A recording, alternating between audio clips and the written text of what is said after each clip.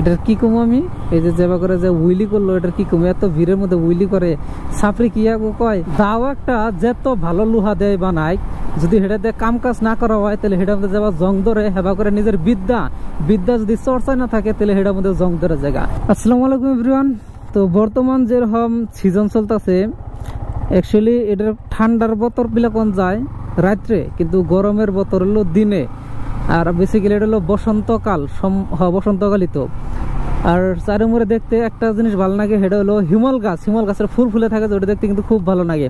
এই যে কালকে আমি কলেজ থেকে বাড়ি ভেঙে গেতাছি, কি সুন্দর হিমল গাছের ফুল ফুলে রয়েছে, 5-6টা গাছ একলগে আছে, দেখতে সেই ভালো লাগছে। বর্তমান সময়ে দিনে লাগে ফ্যান, রাত্রে লাগে কম্বল। রাত্রে কম্বল ছাড়া হয় না, দিনে আবার ফ্যান ছাড়া হয় না। এই যে দিনে যদি বাইরে হই তাহলে তামাম গরম লাগে।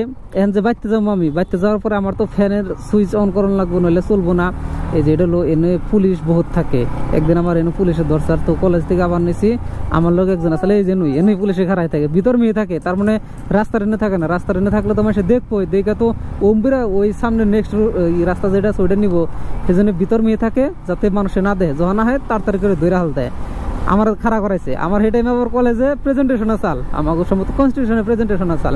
তো আমি কিন্তু প্রেজেন্টেশন অলরেডি দিয়ে আইছি, বাড়ি মেয়ে জামকা, তো খাড়া করে হেল দিলা। আমার নাকি তো হেলমেট লাইসেন্স আরসি টারসি সব আছে, পাশে যে বইছে তারা চাল না, হেলমেট চাল না।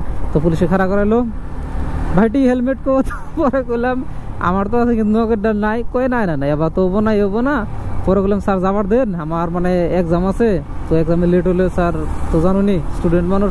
কয় না, স্টুডেন্ট মানুষ দেখে তো ল তো সবার জন্য 100 মানি। পরে বললাম ল তো 100 মানি। পরে কয় তুমি কি পড়ো? বললাম স্যার কলেজে। কয় কোন কলেজে? বললাম বরপেটা ল কলেজ। কই ভাইটি এটা কিবা কথা, তুমি বরপেটা ল কলেজে পড়ে তুমি ল স্টুডেন্ট হয়ে তুমি যদি ল ভায়োলেট করো তাহলে এটা কিবা কথাটা? বললাম স্যার মানে লটা তো সবার জন্য ইকুয়াল, কিন্তু স্যার এটা ভুলবশত হয়ে গেছে গা, এখানে একজন মানুষ পরে নিয়ে যান নাকি, এখন অন্যকে লগ হয়েছে একলগে পড়ি। পরে বহুত রিকোয়েস্ট করার পরে মানুষটা ভালো আসাল, পুলিশ অফিসারটা ভালো আসাল, পরে হে ছাইরা দিল। তো আমি সবসময় কই যে অলওয়েজ হেলমেট মানে পিন্ধন নাগে, কিন্তু কিছু মানুষ সময় কি হয় লোক ক্লাসমেট ওখানে লোক হয় রাস্তার থেকে উঠাই না যান নাকি, এসব তার হেলমেট নগে থাকে না। আমি যে পিলপিলির কথা কই, এত পিলপিলি জেনে হেন পিলপিলি। অবশ্যই মানুষের কর্মসংস্থাপনেরও তো কথা আছে, মানুষের তো চলন না গো, যার তার মানে পেট বা সংসার, তার চিন্তা। বন্ধু একজনের কাহিনী একটা শেয়ার করি, নাম কমু না, নাম করলে তার মানে চাকরি থাকবো না, একটা কথা আছে না, নাম করলে ওইদায় মন খারাপ করবো বা বেজার হবো, সেই জন্য নাম কম না। তো তার মানে কাহিনীটা এরকম। তো একদিন এমনি কথায় এমনি মানে কথা ওঠে না যে মানে যে আর্ট করে তার আর্টিস্ট কয়, যে পেইন্ট করে তার পেইন্টার কয়, তো এটা নিয়ে কথা উঠছে। তো আমরা সবাই কইতেছি যে পেইন্ট করে হে পেইন্টার আর যে আর্ট করে হে আর্টিস্ট। তো ওর তর্ক হইলো কি, ওতে আমার গারুত্তির লাগাইছে, কয় যে পেইন্ট করে তার যদি পেইন্টার কয় তাহলে যে আর্ট করে হে আর্টার হবো না কে? যে আর্টার হবো এটা কি কথা? যে আর্ট করে হে আর্টিস্ট হবো, হে আর্টার কিভাবে হবো? তার মানে না গারুত্তিরি, তার মানে হে আর্টার হবোই। তো তারপরে আমাকে লগরে যেটি আছে তারা বুঝছে কার ডাব কইছি, কিন্তু আমি মানে নামটা আমি নিম না। তো তারা আমার ব্লগ আপনারা দেখছেন, তো নাম করলে আর কি মানে তর্কাতর্কি হবো, মন খারাপ হবো, সেই জন্য আর কি নাম করলাম না। বর্তমান সুপার বাইকের যেরকম ক্রেজ চলতেছে আমাকে ইন্ডিয়াতে, মানে বিশেষ করে আমি ইন্ডিয়ার কথাটাই কম, ইন্ডিয়ার সব স্টেটে ক্রেজ চলে, বিশেষ করে আমাকে আসামেও দেখতেছি। তার মানে কি মানুষে বাচ্চা পোলাহান, মানে কি বাচ্চা না, আমার বয়সের পোলাহান সুপার বাইকের প্রতি পুরা ক্রেজ। তার মানে একটা সুপার বাইক যদি কিনবার যায় কমসে কম 12 to 15 লাখ মিনিমাম একটা লাগবো। G900 একটা নিবার গেলেও কমসে কম 12 to 13 লাখ। তারপর যদি 600 বা 400 নিবার যায় তাহলে তো আরো মানে পয়সা একটু কম হবো, কিন্তু দাম তো সেই হবো। তার মানে যার সামর্থ্য নাই সেও তার মানে সুপার বাইকের প্রতি ক্রেজ। অ্যাকচুয়ালি একটা বাইকটার একটা ভালো লাগার বস্তু, একটা মহব্বতের বস্তু। এর কথা হলো কিছু মানে মোটো ব্লগ করে, তার মানে এবার কয় যে আমার তো অত দামি বাইক নাই, তাহলে আমি মোটো ব্লগ করুম কিভাবে করে? মোটো ব্লগ করবা গেলে তো দামি বাইক লাগবো। তো তার উদ্দেশ্যে আমি কবার যে মোটো ব্লগ করবা গেলে কোনো দামি বাইক লাগে না, মেন কথা হলো কথা কয় স্কিল লাগে। ভালো একটা ক্যামেরা ম্যান্ডেটরি, এটা ভালো ক্যামেরা লাগবে। আজকাল যেরকম কম্পিটিশনের যুগ, যদি আমি ভালো কোয়ালিটি না দেখারি ভিডিওর প্লাস অডিও কোয়ালিটি যদি ভালো না দেখারি, তাহলে তো আমার ভিডিও মানুষে দেখবো না। আর কন্টেন্টের দম থাকুন না গো, কন্টেন্টের দম মানে এই না যে আমি বহুত দূরে ট্যুর করবার গেছি, তার মানে কি সবারই কন্টেন্ট আলাদা। এই যে আমার কন্টেন্ট কি, আমি রেগুলার যে অ্যাক্টিভিটিগুলো করি এই অ্যাক্টিভিটিগুলো তুলে ধরি, আমার যে 10-20টা ভিউজ হয় মানে ভালো লাগে, তারা 2-1টা ভালো কমেন্ট করে।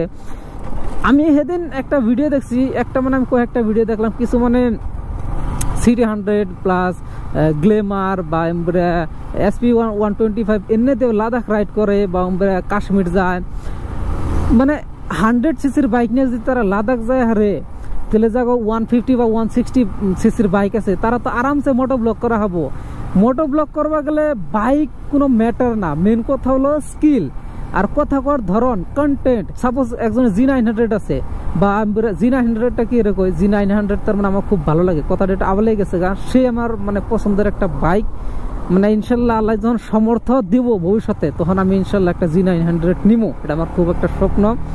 তো কিছু মানে হয়তো কাওয়াসাকির মানে ZX আছে, তো তার কথা আপনার কথা করার স্কিল নাই, তারা খালি বাইক নিয়ে ঘুরে, তার মানে কি বাইক নিয়ে যায়, পুরো রাশ রাইড করে প্লাস রেস করে, হেনে ভিডিও আপলোড দেয়, পুরো ধামাকা দেখে। মানে এনে একটা ক্রেজ মানে কি হেঁটে বললাম না যে মোটো ব্লগ করবা গেলে যাগো তার মানে খুব হাই ফাই বাইক আছে বা অ্যাসেসরিজ আছে, তাও কথাটা বেলে তাও তার মানে অল্প সময়ের ভিতরে মানুষের দেখে, অল্প সময় তারা উঠে আবার অল্প সময় ডাইভেও জায়গা। কিন্তু যারা মানে একদম গ্রাউন্ডের থেকে গ্রাউন্ড লেভেলের থেকে যারা মেহনত করে করে করে করে লাহে লাহে লাহে উপরে আহে, একটা দুটা সাবস্ক্রাইবার নিয়ে টাকাটা কিন্তু লং লাস্টিং যায়। যেমন আমি কয়েকটা ইউটিউবার্স দেখছি, মানে তারা কি করে, তারা ফার্স্টে স্কুটি নিয়ে বা 100 সিসি বা 125 সিসি বাইক নিয়ে তারা লাহে লাহে লাহে লাহে লাহে লাহে আগবাড়ছে, একবার আজকালে তারা 1000 সিসি তার থেকে মানে বড় যে বাইক আছে হেনা চালায়। কিন্তু বর্তমান জেনারেশনের যে বাইক আছে কিছু মানে সেই সুপার বাইক চালায়, তাকে দেখছি যে আজকে হঠাৎ 1000 সাবস্ক্রাইবার, 2 দিন পরে 25,000, 3 দিন পরে 1 লাখ হয়ে গেছে। কিন্তু 6 মাস বছর পরে কি করে, ওই ভিডিওগুলো মানুষ আর দেখে না, কারণ একই টাইপের বাইক রাইড, তার মানে এই রাশ রাইডিং অত মানুষ দেখবো না।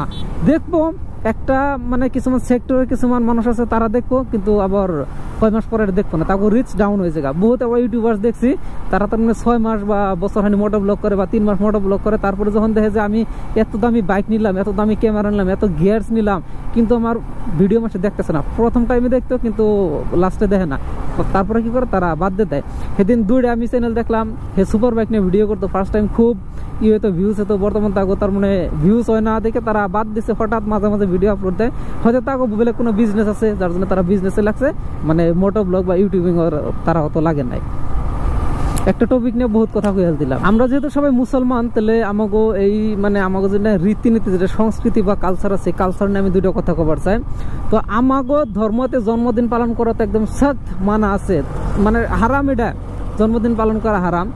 তো এই মডার্নাইজেশন, তার মানে আধুনিকতার যুগে মানুষে এই ধনী জনের মানুষ আদার রিলিজনের মানুষ আছে, তাকে নাকি ফের মেরে চলার জন্য বহুত এডুকেটেড মানুষ দেখি তারা কি করে, নিজের পপুলারের জন্মদিন পালন করে। যারা নাকি 2, 3, 5 বছরের বাচ্চা কাচ্চা আছে, তাকে জন্মদিন পালন করে তাকে আমরা কি শিক্ষা দিতেছি? আমার বাপ মা হিসেবে, গার্ডিয়ান হিসেবে আমাকে এটা দায়িত্ব যে আমাকে পপুলারে আমরা আমাকে ইসলামের মানে আমরা মাদ্রাসা লাইনে না পড়াই, কিন্তু প্রাথমিক যেটা ইসলামিক শিক্ষা, ওই শিক্ষাটা তো দেন রাখবো, মক্তবে দেন রাখবো, প্লাস কোনটা হারাম কোনটা হালাল বা আমাকে মানে ধর্মতে কোনটা জায়েজ আছে এটা তো আমাকে শিকার রাখবো। ছোট থেকে আমরা যদি পোলাহান্ডে মানে জন্মদিন পালন করাই, তাহলে পোলাহান্ডে তো বড় এটাই শিখবো। বহুত যে দেখি আমাকে মুসলমান মেয়েগুনে বেলেগ রিলিজনের পোলাগুনকে প্রেম করার পরে তারা হয়তো বাইরের জায়গায় বাপ মায়ের নামে তার মানে স্টেটমেন্ট দেয় যে বাপ মায়ে খুব মানে প্রেশার দিতেছে আমি অন্যকে থাকুম, বা মেয়া পোলা বোধ 10 জনের কথাই কইতেছে, আমি মানে পার্টিকুলার খুব একটা জেন্ডারে কইতেছি না। তো এর না কি এনে হলো পারিবারিক শিক্ষার অভাব। এই যে কইতেছি না ছোটকালে যেটা ইসলামিক শিক্ষা যে দেয় না, তার নতিজা।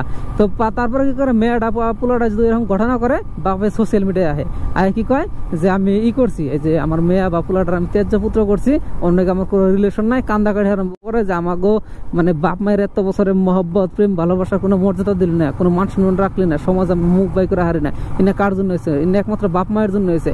ছোট থাকতে যদি ইসলামিক শিক্ষা দিত, মক্তবে পড়াইতো, তারা তো খালি যেটা শিক্ষা মানে যেটা স্কুল কলেজের শিক্ষা, এই শিক্ষাটা দিচ্ছে, কিন্তু আমাকে দিনী শিক্ষা তো অল্প দেয় নাই, বা কোরআন শরীফ পড়ানি বা মক্তবে দেওয়া না তো কোনো কিছু করে নাই। তাহলে না বাপ মায়ের দোষ না? কয়টা মৌলবী মানুষের মেয়া বা মৌলানা মুফতি সম্মান সহকারে কইতেছি, তাকে কয়টা মেয়া মানে বেলেগ কাস্টের বা বেলেগ রিলিজন বা ওইরকম কয়টা আছে হাতে গোনা? আমি দেখি নাই, ওটা আমি কই আমি দেখি নাই। কিন্তু এই যে আমাকে যে না আমাদ মেয়াছি এর ক্ষেত্রে না বেশি হয়, কি এর জন্য? ওই যে পারিবারিক শিক্ষা। সেই জন্য যেটা মানে আমাকে ইসলামিক শিক্ষা দেওয়া বদল যেটা খ্রিস্টানকে যেটা রীতিনীতি জন্মদিন পালন করা, এই জন্মদিন যে আমরা পালন করতেছি, আমরা পুলানগত শিক্ষা দিতেছি না, তো ভবিষ্যতে এনে কান্দাকাটি করে লাভ নাই। এনে মানে শিক্ষিত সমাজের এনে মূর্খ মানুষ ইয়াগুলো কথা কয়ে লাভ নাই। হেনকা কিছু মানুষ কব যে বাচ্চা পোলাহান জিদ করে সোশ্যাল মিডিয়ায় দেখে জন্মদিন পালন করে, সেই জন্য পোলাহানের মানে মন রাখার জন্য আমরা করি। পোলাহানের মন রাখার জন্য সবকিছু করণ যাবো না তো, পোলাহান রে ছোট থেকে হিকান রাখবো, ভালো মধ্যে হিকান রাখবো, এটা গার্ডিয়ান হিসেবে দায়িত্ব। আজকাল পোলাহানের একটা সর্দি নাকছে, কাশ হয়েছে, পোলাহানে যদি আইসক্রিম খামো তাহলে পোলাহানটা নিশ্চয় গার্ডিয়ানে ধমক দিব, ধমক দিয়ে আইসক্রিমটা দিবই না, বরফটা দিবই না, টোটালি দিব না। হ্যাঁ, পোলাহানের অসুখ হবো, সর্দি হবো, কাশ হবো। আমরা যদি এটা সর্দি কাশটা বুঝি তাহলে আমরা এটা বুঝি না, আমাকে ধর্মটা বুঝি না। এখন হয়তো কিছু মানে আমার কমেন্ট সেকশনে হয়তো মানে আমার খুব মানে করা হারে, আমার থ্রেড দেহারে বা দম দেহারে, মানে অশ্লীল ভাষায় গালাগালি করা হারে, ভাই পারো গা, আমার কোনো কথা না। আমার কথা হলো উচিত কথা মা হয়ে বেজার, আমি উচিত কথা কমবো, চাহে তোমার ভালো না গোক চাহে না গোক, ওটা আমার আহেও না যায়ও না। আমার মন্তব্য রাখার অধিকার আমার আছে, আমার মন্তব্য রাখার অধিকার আমি রাখছি। আমি আমার ভিডিওর থ্রুতে এই বার্তাটা মানুষের মাঝে পৌঁছাই দিতেছি। আমার যেটা কোয়ার সেটা আমি কইলাম। বর্তমান বাজে 2:33।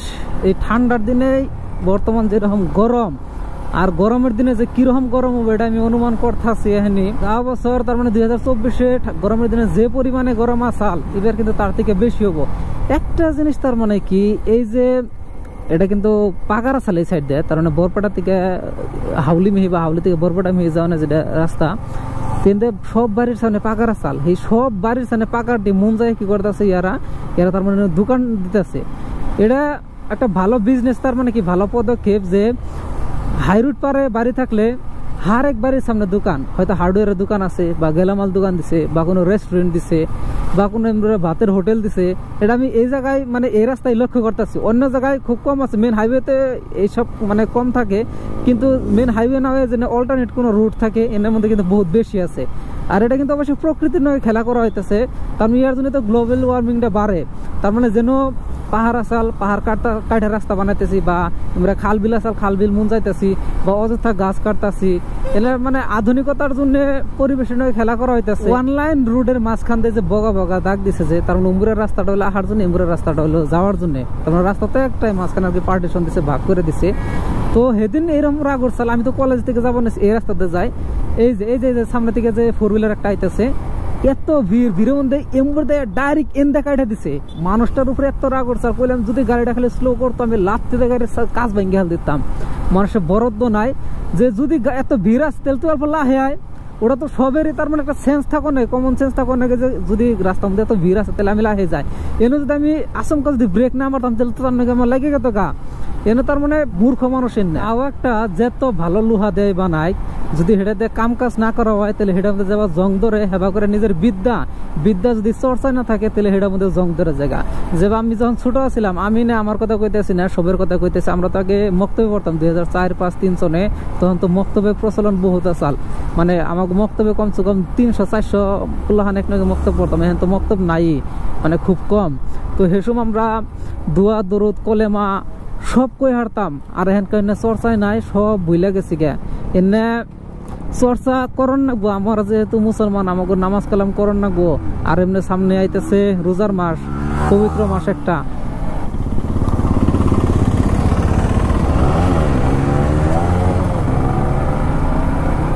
এটার কি কমো আমি, এই যে যেবা করে যে উইলি করলো, এটার কি কমো? এত ভিড়ের মধ্যে উইলি করে সাপড়ি কি কয়, এনকা সাপড়ি কইলে কি ভুল হবো না আমি বুঝতেছি না। আমি সাপড়ি কইতাম না, এটা যদি স্টান্ড করা জায়গায় বা খালি রোডে করতো আমি সাপড়ি কইতাম না, কিন্তু এই উইলি যে করলো এই যে এত ভিড়ের মাঝখানে, সেই জন্য আর আমি সাপড়ি ট্যাগ দিলাম। সাপড়ি বিলা কম না, এলো ব্রেইনলেস, তার মানে মেন্টালি ডিসঅর্ডার।